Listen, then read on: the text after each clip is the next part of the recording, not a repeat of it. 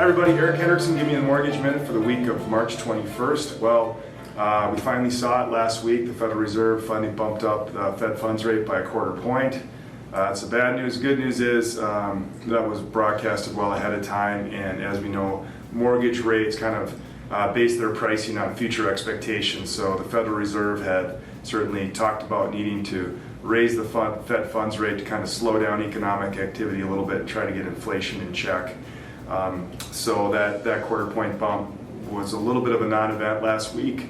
Unfortunately, we're still seeing mortgage rates trend upwards. Jerome Powell, the Federal Reserve Chair, was speaking yesterday, as a matter of fact, and he was talking about willingness to even go 50 basis points at the next meeting if necessary, if inflation is still going upwards. So that created a little bit of higher expectations in the future for money costs. So that was not a good thing. So we saw the mortgage market sell off and rates pop up a little bit.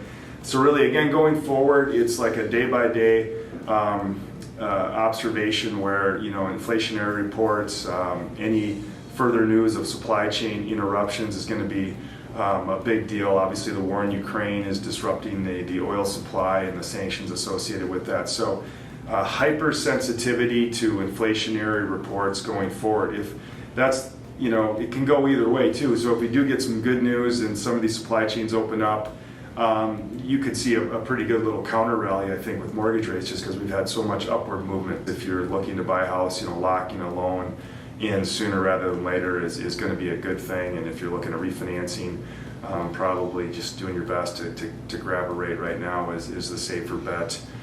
And I do want to give a special shout out to my daughter Eva Hendrickson and her Middlebury Panthers, who just won the Division III national title this past weekend in a fantastic overtime victory over none else than my alma mater, Gustavus. So congratulations, Eva, and go Panthers.